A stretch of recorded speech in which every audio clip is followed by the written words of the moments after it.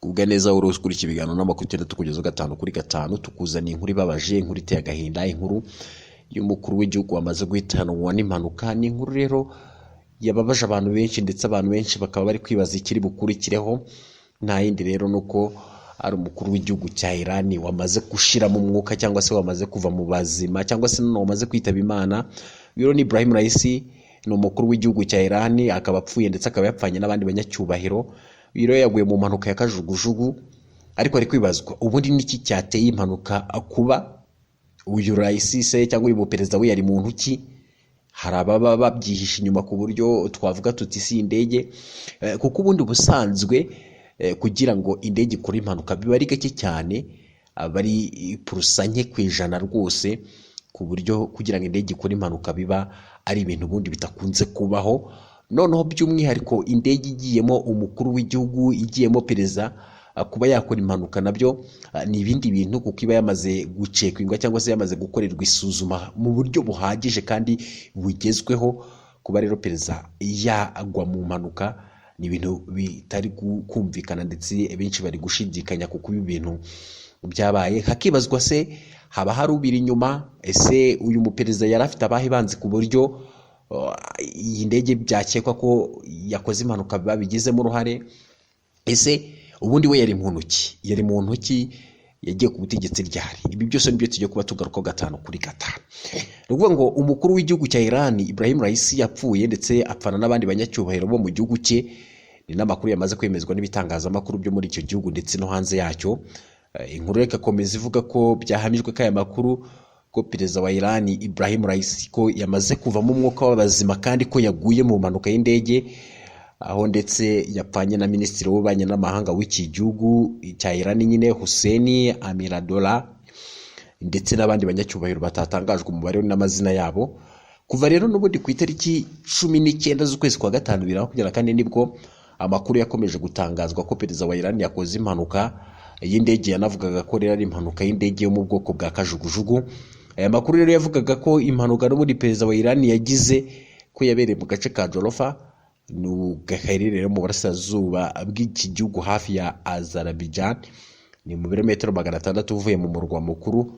Muri icyo gihugu rero umuyobozi w'ikirenga wa Iran Ali yasabye abaturage ba Iran gusengera perezida Raisi. Amakuru yamenyekanye rero avuga ko cyateye impanuka ngo nuko hari habaye imvura nyinshi ivanze n'umuyaga. Ibyo rero byabaye nyuma y'uko perezida Raisi n'ubundi yari yarizindukiye muri Azerbaijan, ni mu muhango wo cyangwa se ni mu muhango wo gutaha urugomero yari yatumiwemo na mugenzi we perezida Ilham Aliyev. Uru rugomero rukaba ruri ku mugezi wa Arasi, ni urwa gatatu rwubatswe ku bufatanye bw'ibihugu byombi. Uruzinduko rero rwabaye mu gihe n'ubundi umubano w'ibihugu byombi utifashe neza nyuma y'igitero cyagabwe kuri ambasade Tehran muri 2023. Perezida rero n'ubundi wa Iran yaguye mu mpanuka ya kajugujugu. Iyo mpanuka rero ya kajugujugu yabereye mu mujyi wa Jolofa nk'uko twari tumaze kubivugaho, yari mu burasirazuba bw'igihugu, ndetse mu gitondo cyo kuri uyu wa mbere tariki 20 Gicurasi 2024. Ibitangazamakuru bya leta ya Iran byemeje ko perezida Raisi nabo bari bari kumwe muri kajugujugu nta numwe warokotse. Perezida rero Raisi n'ubundi yarari kumwe na minisitiri w'ububanyi n'amahanga nk'uko twari tumaze kubigarukaho. Umuyobozi w'ikirenga wa Iran Ali Khamenei yasabye abaturage ituze. Minisitiri w'intebe w'Ubuhinde Narendra Modi yanditse ku rubuga rwa X ko yashenguwe bikomeye n'urupfu rwa perezida Raisi mu gitondo cyo kuri uyu wa kane, mu gitondo cya kare cyo kuri iki cyumweru. Perezida Raisi yari yagiye muri Azerbaijan, ni mu muhango gutaha urugomero yari yatumiwemo na mugenzi we nyine nk'uko twabigarutseho Aliyev. Urugomero ruri ku mugezi wa Rasa, ndetse byabaye nk'uko twamaze kubikubwira umubano utifashe neza hagati y'ibihugu byombi. Ariko se ubundi perezida rero Raisi w'imyaka 63 ni perezida wa 8 mu mateka ya Iran. Umwanya yagiyeho muri 2021, mbere yaho rero yari perezida w'urukiko rw'ikirenga. Ibrahim Raisi rero w'ibitekerezo bikarishye yatsinze amatora ya perezida, abarunwa hanini n'ayakozwe mu buryo bumuha amahirwe kurusha abandi. Icyo gihe rero yarashimiye abanya-Iran kumushyigikira nyuma yo kwegukana amajwi 62%. Bwana Raisi rero niwe mucamanza mukuru muri Iran, kandi azwiho kugira ibitekerezo bikarishye cyane byo kudashaka impinduka. Yafatiwe ibihano na Amerika ndetse yavuzweho kugira aho ahuriye n'ibikorwa byo mu gihe cyashize byo gushyira mu bikorwa igihano cy'urupfu ku mfungwa. Perezida wa Iran rero aba ari we mutegetsi wa kabiri ukomeye mu gihugu inyuma y'umutegetsi w'ikirenga w'iki gihugu. Ariko se Ibrahim Raisi ninde? Ni muntu ki? Uyu mukuru w'igihugu rero, uyu mukuru mu idini ya Islam w'imyaka 63 mu gihe kinini cy'akazi ke yabaye umushinjacyaha. Muri 2019 nibwo yagizwe umukuru w'ubucamanza hashize imyaka 2 atsinzwe ku bwiganze bw'amajwi na Hassani mu matora ya perezida aheruka.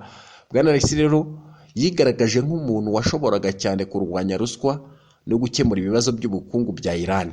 Ubwo yari amaze gutora rero mu murwa mukuru yagize ati ibibazo by'abaturage bacu biterwa n'ibitaragezweho birahari.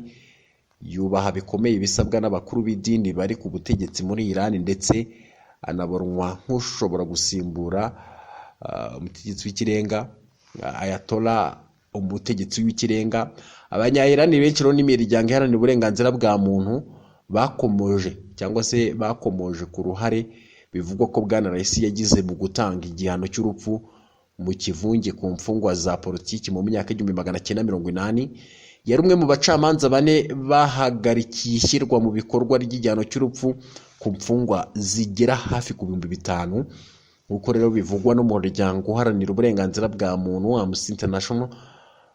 Umukuru w'igihugu Amnesty International yagize ati kuba Ibrahim Raisi yazamutse ku mwanya wa perezida aho gukorwaho iperereza ku byaha byibasiye inyokomuntu by'ubwicanyi, kunyuruza abantu ku ngufu n'iyicarubozo biributsa mu buryo bibabaje ko umuco wo kudahana uganje muri Iran nta na rimwe rero yigize yemera ko habayeho kwica imfungwa mu buryo bw'ikivunge, kandi na Bwana Raisi nta na rimwe yigeze avuga ku ruhare ashinjwa kugira muri ubwo bwicanyi. Nyamara Amnesty International iravuga ko nk'ukuriye ubucamanza Bwana Raisi yahagarikiye nyine umuco wo kudahana mu butegetsi ndetse no mu nzego zishinzwe umutekano bashinjwaga kwica bari mu myigaragambyo mu gihe cy'imidugararo muri 2019 aho nyine mu gihugu cya Iran. Umva rero mubaze kumenya byinshi n'ubundi kuri icyo gihugu cya Iran, ndetse munamenye n'uyu muperezida wamaze kwitaba Imana akoze impanuka, ni impanuka ya kajugujugu. Ariko hari n'abantu bibaje ati ubundi perezida agenda mu ndege ya kajugujugu gute? Ubundi agenda mu ndege ya kajugujugu byagenze bite? Ni byinshi rero byari byamaze biri kugenda bivugwa ku rupfu rw'uyu muperezida wa Iran, ndetse mwanamenye byinshi kuri uyu muperezida.